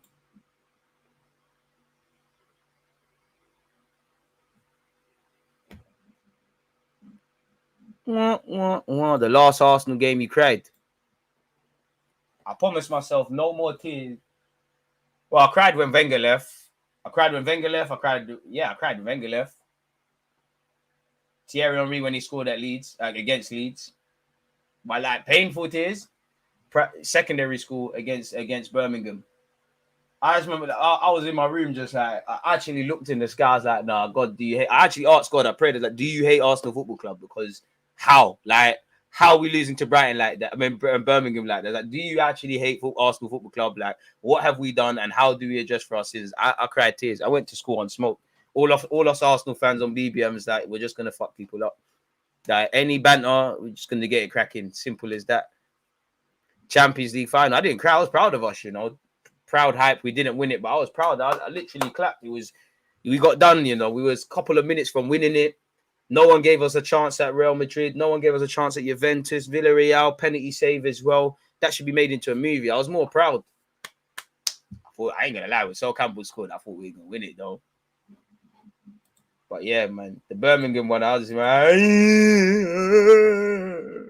Like, God, why do you hate us? Like, why do you hate us? Look, big up Matisse. Look at this guy circling, shout Matisse. But yeah, why the man hate us? We won it in 06. I don't care. It can't go out like that. Arsenal won Champions League in 06. We got zanked. We won, man.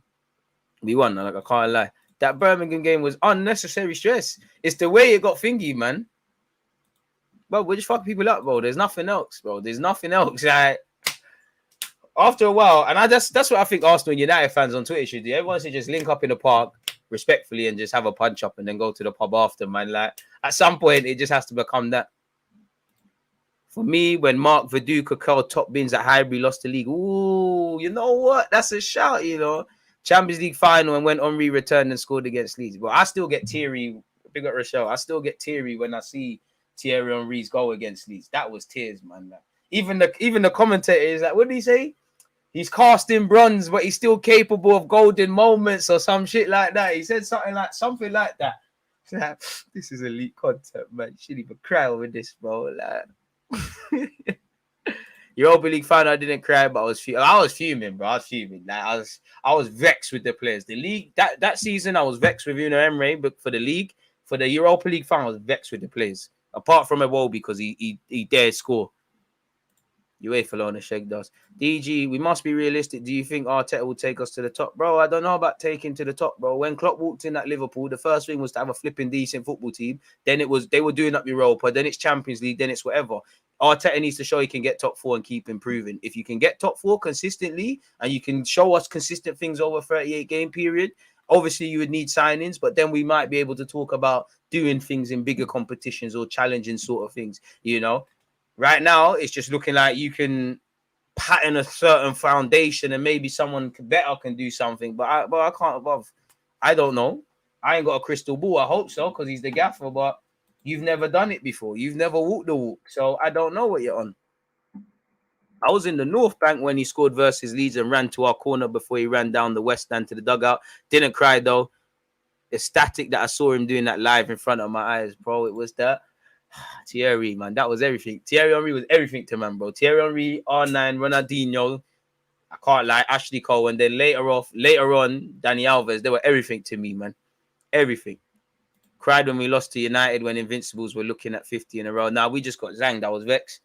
I cried tears of joy when we won the FA Cup final against United because we were shit. We booked that whole thing and then won. Like we were holding serious pepper from United that game. I've been following Arsenal for 5 to 6 years now, so new fan, but everything gets to me. Do you know what?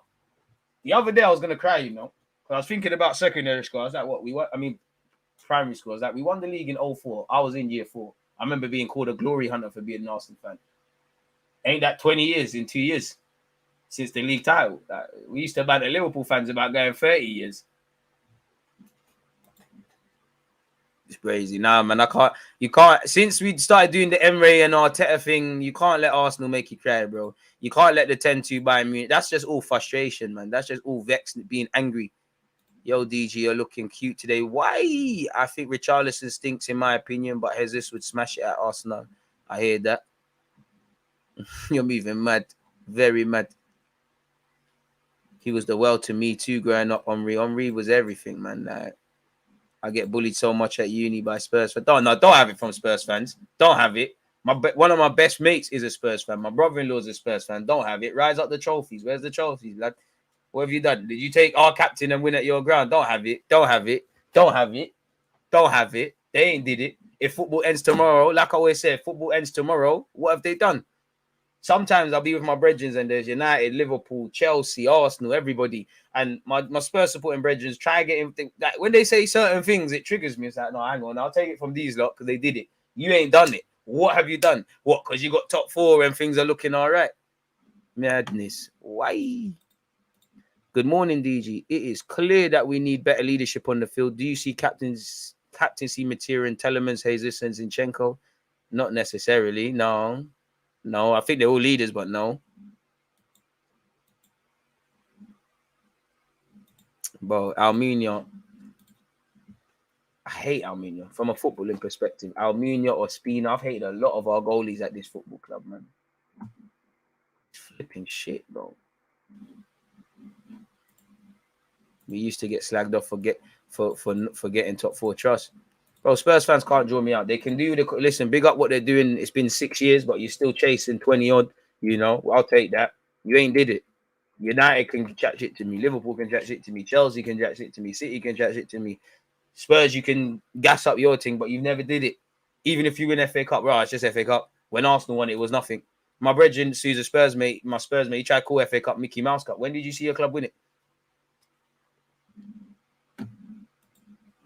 Let's get into the transfer news. But just before that, hey, man said Bergkamp was everything in a bag of chips when I was growing up. I hear that. Big up the non-flying Dutchman.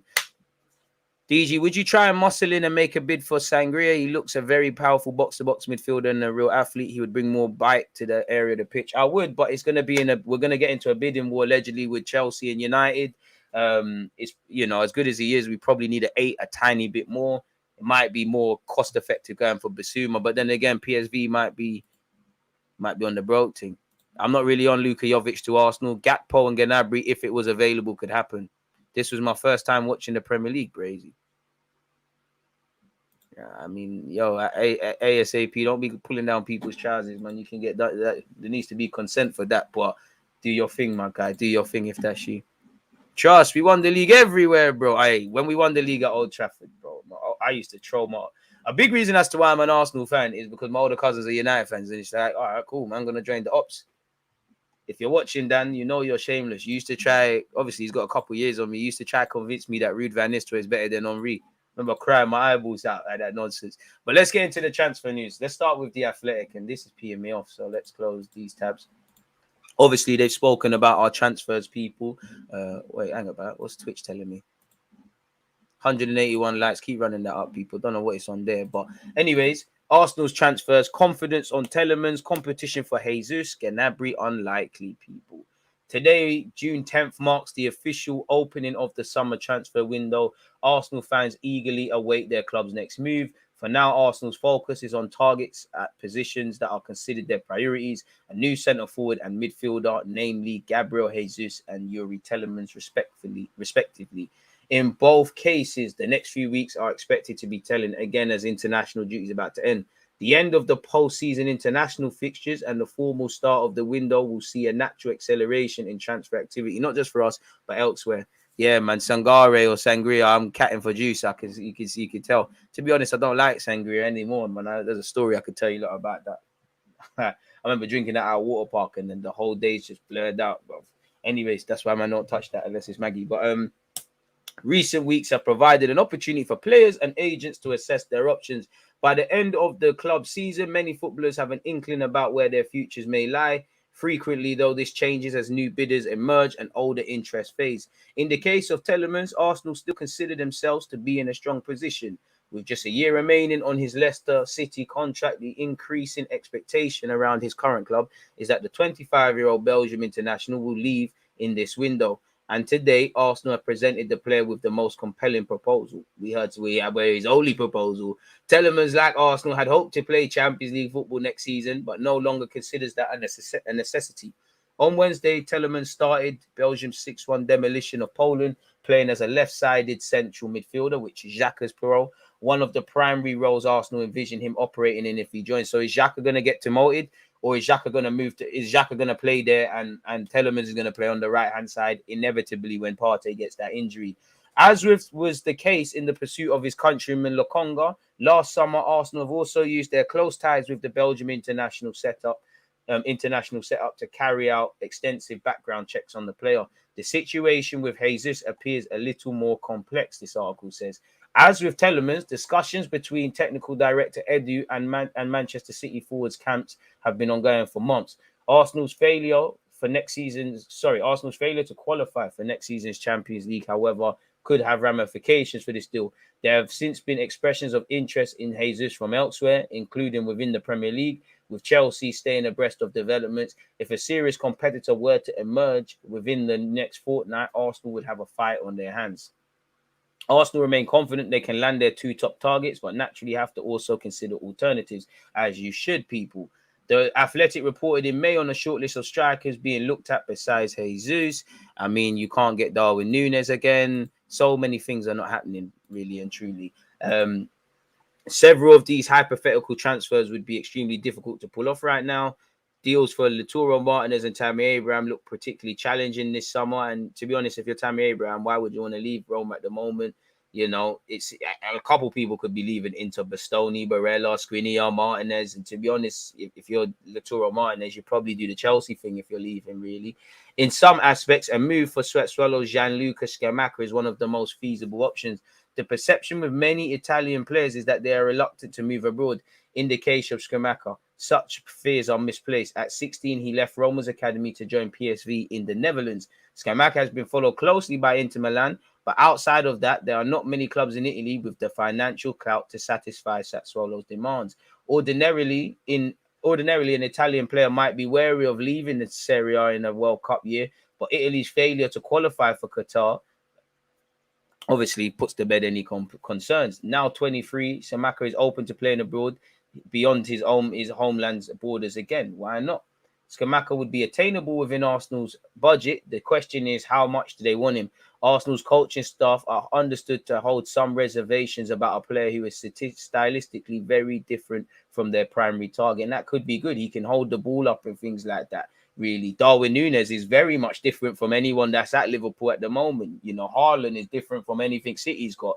I don't mind finding similarities, but there's got to be concerns. You know, if you look at Lautaro Martinez, Osimhen, Scamacca, Darwin Núñez, Lautaro Martinez, Tammy Abraham, Osimhen, Jesus, any striker Arsenal have been linked with, there's not one any fan could say they're 100% convinced with their abilities to score goals, or there can't be any concerns. It don't make sense. So you can have reservations.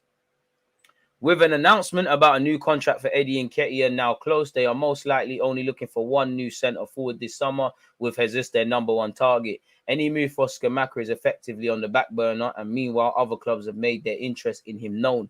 In England, both Newcastle and West Ham are monitoring the situation. The front runners at this stage are arguably PSG, who have already held exploratory. I can't even say that, man. But they're exploring talks with Sassuolo, innit? Exploratory. There we have it. I'm not, I have to keep going, innit? Timing could also be crucial. Sassuolo have several other sellable assets in their squad, such as Berardi, Traore, and to be honest, Raspadoni is quite lit. Those uncertainties illustrate the whatever. Stop using these smart words. Scrolling all the way down. That's on Scamacca. As things stand, however, the chances of Serge Gnabry rejoining Arsenal this summer are remote. The German international's contract discussion of whether he might be able to return to the Emirates Stadium. Gnabry's existing deal expires at the end of next season, and talks over a new one have reached an impasse, with the serial German champions seeking to revamp their front line, which includes pursuing Mane. It's been suggested Arsenal could capitalize on the situation and reacquire a player they sold to Werder Bremen 6 years ago. Such a transfer appears highly unlikely, though. In the event of departure from Bayern, the now 26-year-old Gnabry would have interest from a wide array of suitors, several of whom would offer the Champions League football Arsenal cannot next season and substantially greater earning potential. For him to consider returning to his old stomping ground in North London, it would require a financial package that would stretch Arsenal's remodeled wage structure. For their part, Arsenal have not discussed Gnabry as an active target. The financial consideration here is significant. Total expenditure in terms of transfer fee and salary to re-sign him would likely be well over 20 million per year. That's to go with Saka, Martinelli, Saliba getting new deals, and anyone else you bring in, and the Gnabrys, the Gabriels who could probably sign a new deal. You'd imagine Martin Odegaard, Ramsdale, Tomiyasu, these sort of guys, maybe Teen, if he stays, will sign improved terms throughout their tenure here as well. So it will have ramifications. And I'm no math man, but if you can find money to give Willian, get Aubameyang that big contract, and actually just hand out weekly wages to Cedric and Marie and guys like that, you could probably find a couple extra bob for Gnabry. But yeah, Arsenal would be using a significant chunk of their annual budget on a player who could block the developments of Saka and Martinelli. If anything, it would enhance it, because where Saka's concerned, there's someone that can play instead of you. Arsenal is significantly invested in their pair of young wingers, and with new contracts on the agenda for one, if not both, that investment level is about to increase. Gnabry is at a different stage in his career to those two. He turns 27 in just over a month, so his next contract would most likely take him beyond the winger's prime years. All that considered, it would be a huge surprise if Gnabry lined up for Arsenal next season. Zinchenko is another one who has been publicly linked with the club. It would not be the first time they've expressed an interest in the Ukraine international. Pardon me. As far back as 2014, then manager Arsene Wenger showed an interest in luring the 17-year-old Zinchenko away from Shakhtar Donetsk. Arteta, who worked with the player when he was Pep Guardiola's number 2, pardon me, sorry folks, is an admirer of the now 25-year-old's technical ability and tactical intelligence. However, Zinchenko is not a primary target for Arsenal. As it stands, given City's financial position, it's felt that acquiring him would necessitate the kind of fee and salary ordinarily associated with a regular starter. Unlike Jesus, it's not certain Zinchenko would meet that criteria if he moved to the Emirates. The situation would be different, of course, if Granit Xhaka's Arsenal's future was in significant doubt. Zinchenko and Xhaka operate best in similar zones of the pitch, namely the left half spaces. As you know, Xhaka flirted with Roma last summer. There were suggestions that they would revive their interest. They have just signed Nemanja Matic, a left-sided central midfielder, who Jose knows very well. So that means Xhaka's probably a myth. Arsenal's first official signing of the window should still be Marquinhos, the 19-year-old Brazilian winger who's agreed to join from Sao Paulo. Wolves believe the player had an agreement to move to the Molineux on the expiration of his contract, but Arsenal appear to have jumped the queue by agreeing to pay Sao Paulo, I'm bugging out, Sao Paulo a fee in the region of 3 million. While Wolves have been sides that in this situation, what the player wants invariably wins out. The degree to which this is contested will be dependent on the nature of Wolves' agreement with Marquinhos, and Arsenal will hope the matter does not become a costly legal one. The signing of a promising young player is a welcome addition, but Arsenal's focus remains on strengthening their first 11 by landing their main targets. With the window now open, those efforts should intensify, people. So it's crazy. Man said, you just know Arsenal going to reel up Gnabry and all the picks. I doubt if City will release Zinchenko. He's a utility player and he's been getting some minutes lately. Gnabry is slowly degrading. We shouldn't go for him. I'll go and get him. Gnabry is silly season. Get Jesus and a big striker, a fullback would be decent. Arsenal can't compete with Chelsea. Can't compete with Chelsea for Jesus. Just got a Champions League.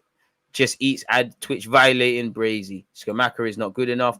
Scamacca is not really known for his assists. Really not trying to be negative, but as a long-term Arsenal fan, is it going to be a case where we miss out on Jesus, then would be left too late for Scamacca? Obviously, hope that ain't it, but still, bro, we'll have to see, man. I understand the pessimism.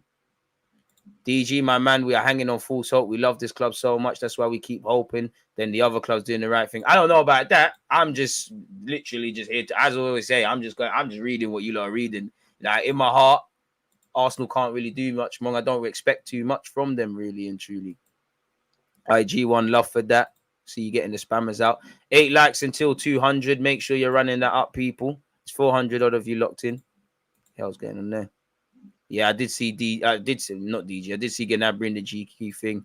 Arsenal are considering a move for Rafinha. That one there seems to have gone away. That's about 50 odd mil. I mean, we'd be who wouldn't be open to Rafinha, really and truly? Would he be open to us? I don't know. Apparently, Zinchenko is waiting on Manchester City before making a definitive decision on his future, people. And them links are not going to go away. Where is the other ones now? Again, so folks, there we have it. Close that. So, yeah. Where are we? Here we go. Oh, we didn't share the screen. Sorry, people. There we have it. So, yeah, other news. Arsenal rocked as Man City offer Gabriel Jesus to Chelsea. Obviously, they're trying to spark a bidding war between Chelsea, Arsenal, and everybody else. He's actually even been linked with, AC Milan as well. So, they're trying to spark a bidding war, people. We've gone over Gabriel Jesus. So, Chelsea can offer you Champions League football. They can offer you probably more competitive wages. They can also offer you staying in London. They can offer you Champions League football. So, yeah, they finished third, obviously. It's not City or Liverpool, but you could do a lot worse. So, yeah, really, really, really and truly. So, yeah, man. If that's the thing, then fair play. But we can only offer you the main man. Arsenal plot hijack of top Newcastle target as defender faces AC Milan decision. Kevin Botman has been on Newcastle's radar. Move from me.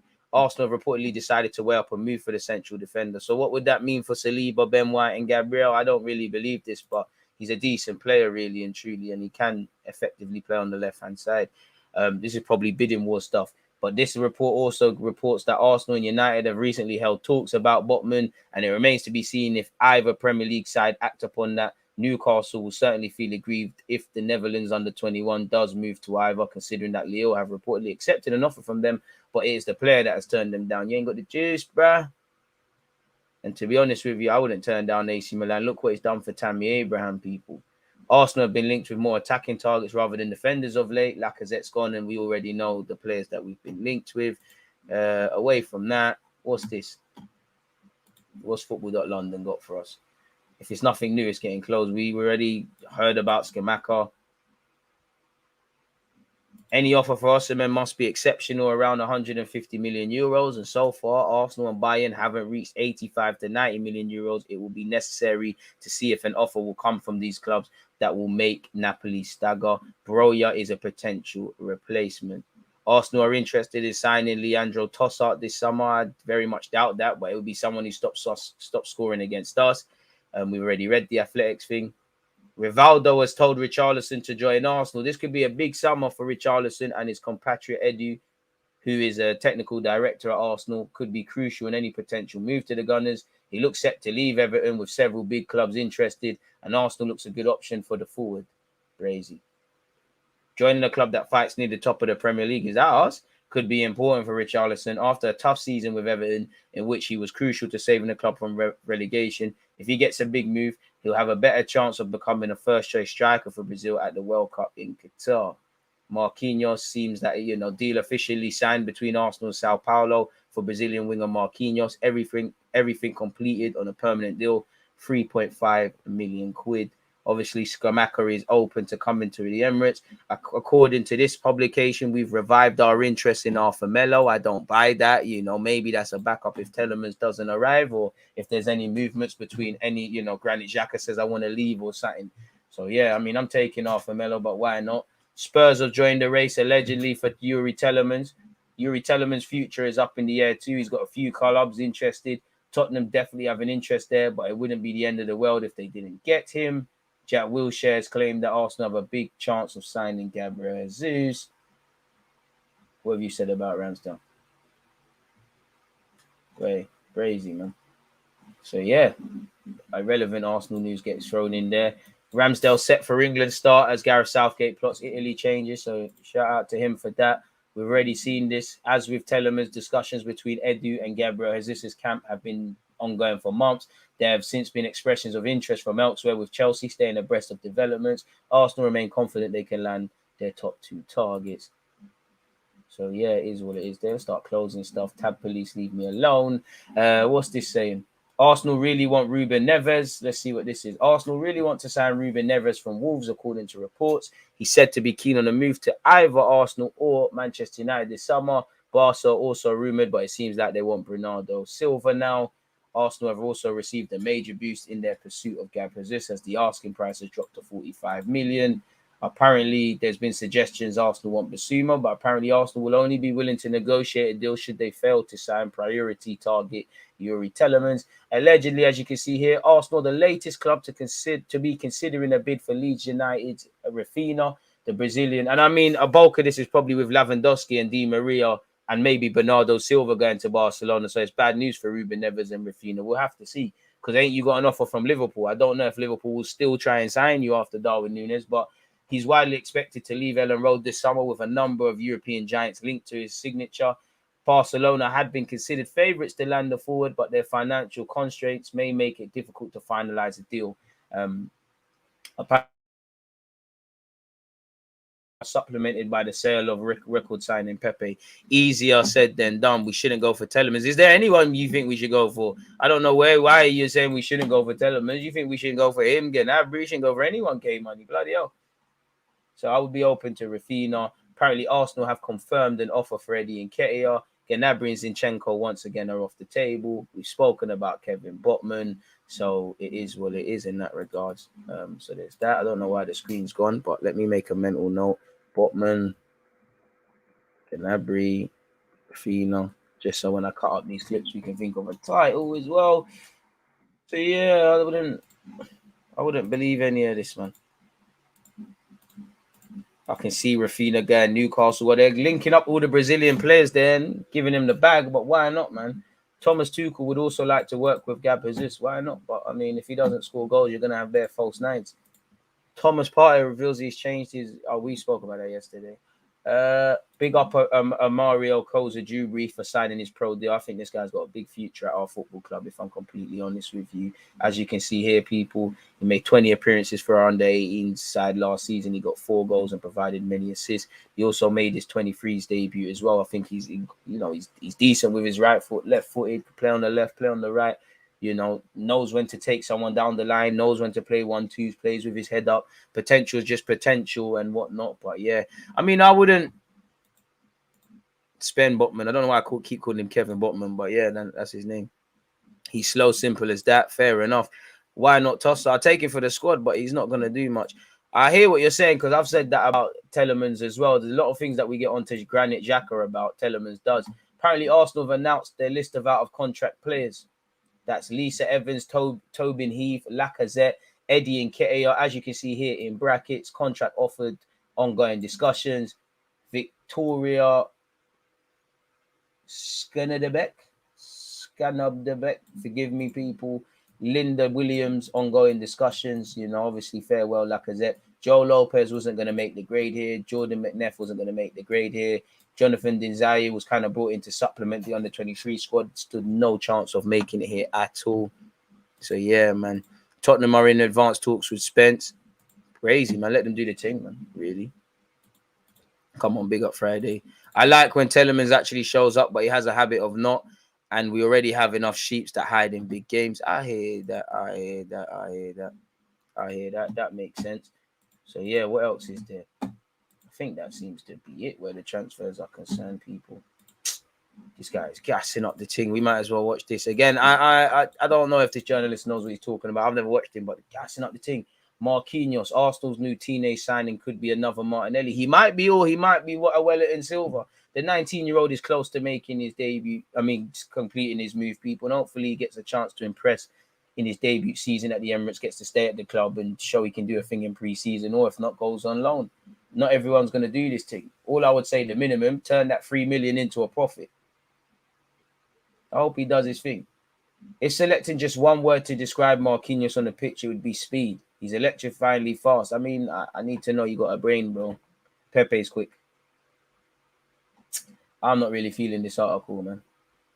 I don't really like bullshit.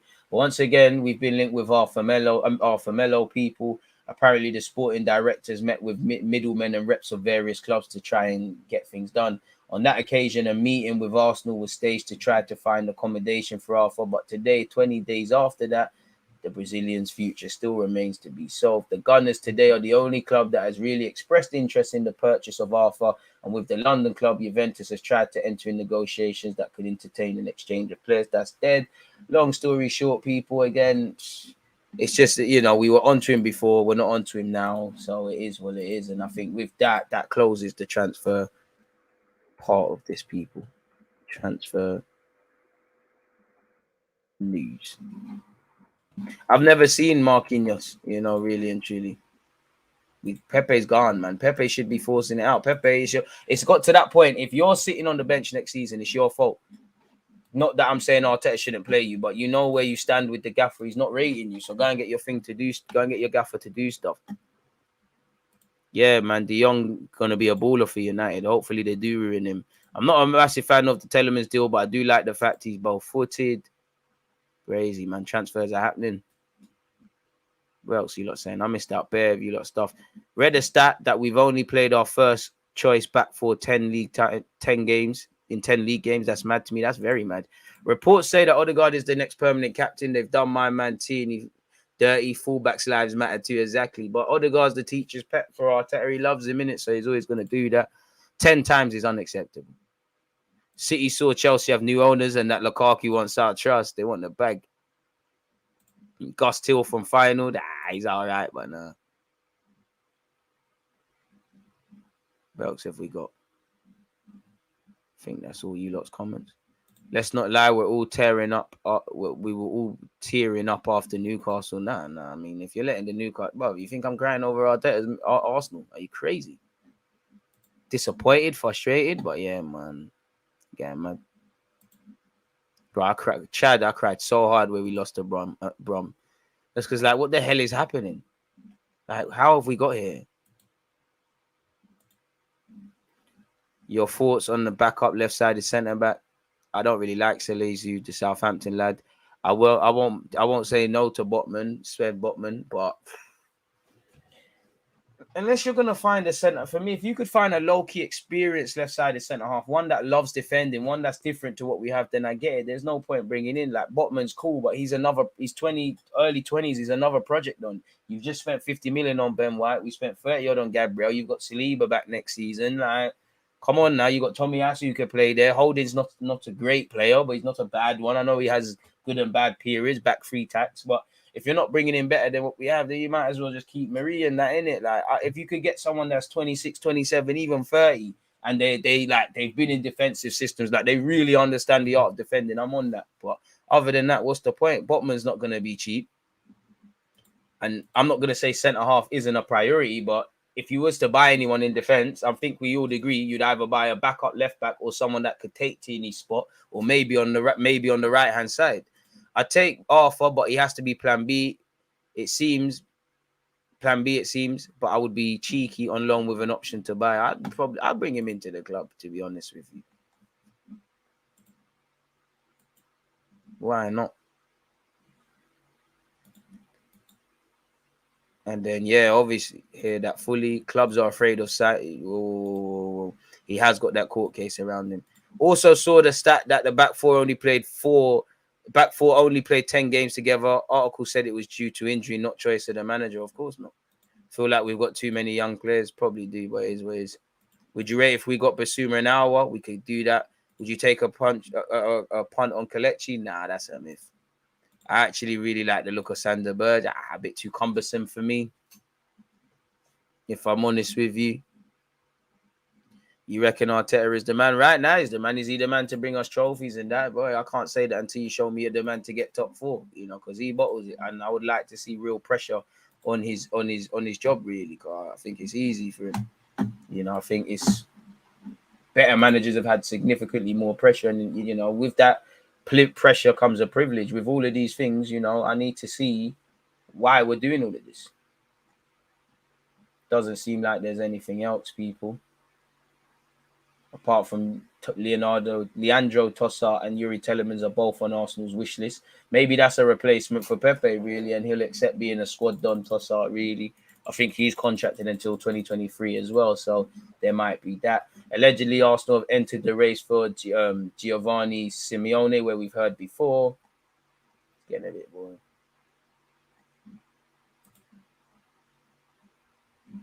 It's getting a bit boring.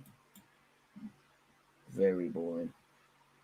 Arsenal are among the clubs who are considering a move for Leeds United winger Rafinha this summer. I hope so. I mean, Edu, you got to make the Brazilian juice work for you somehow.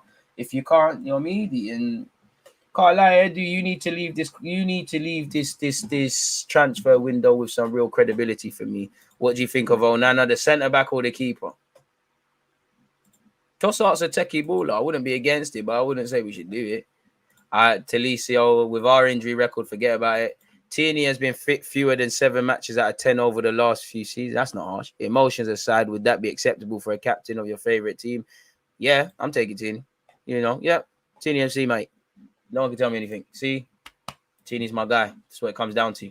Loyalty. Fullbacks. Fullback lives matter. It's one of them. Rafinha would be a more than decent signing, my bro.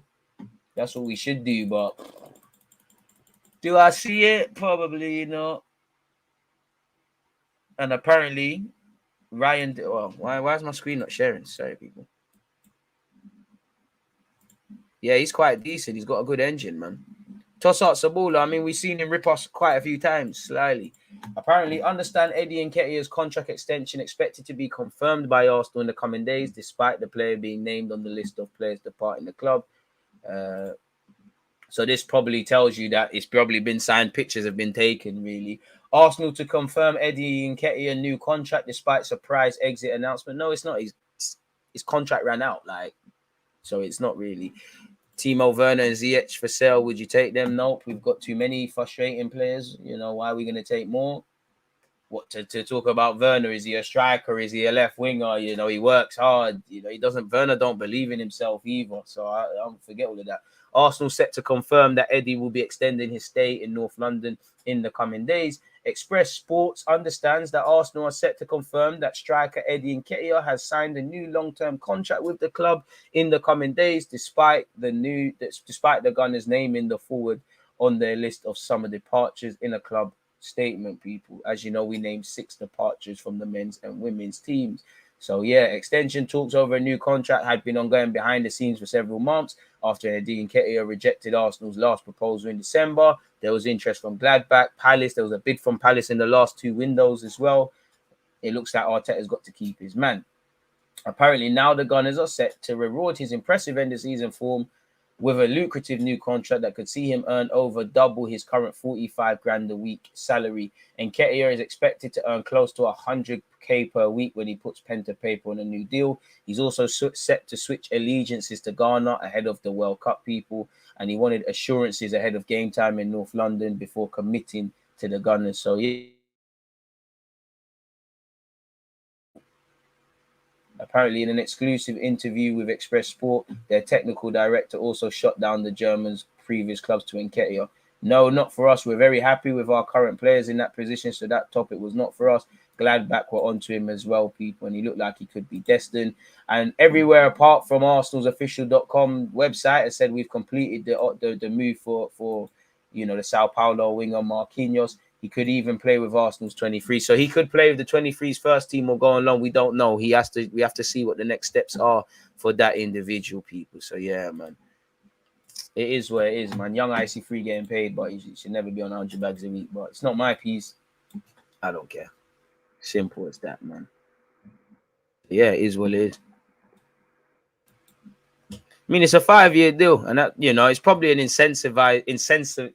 it's an incentive-based contract, really. Do you know what? Double his wages, he probably will get that, but they'll probably, he probably get 60, 70, 80, maybe even 90 base salary and maybe a lot of variables, or it might be a heavily base salary, incentivized salary. If you get 10 goals, 5 goals, we win this, you win that, etc. Tierney captain, Odegaard assistant. I hear that. People finally catching up to my guy Tossat. How do you outshine both Hazard and Kevin De Bruyne? I mean, everyone knows Tossat's a baller. We just signed Eddie's nephew in that position. Ain't signing Rafinha. Man said nephew. It is what it is. What's the time?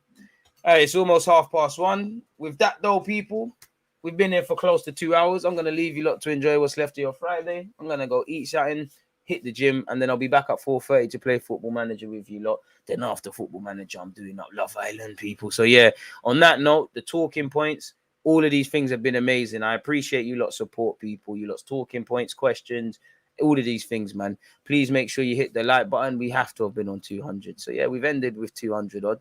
Respectable. Should be at 300. There's over 300 of you locked in, but we'll take that. It's cool. One love to you lot who did hit the like button. One love to the Twitch gang as well. You lot, I hope you've all had a great week. Hope your weekend's even better. And man, you know how it's already set. Content, and more content, people. I think I'm going to do a watch along for England, Italy tomorrow as well. So make sure you're taking care of that. You lot just have a good day, man. You lot, peace out. I'm gone. There's always just that active red flag defending. I think it's like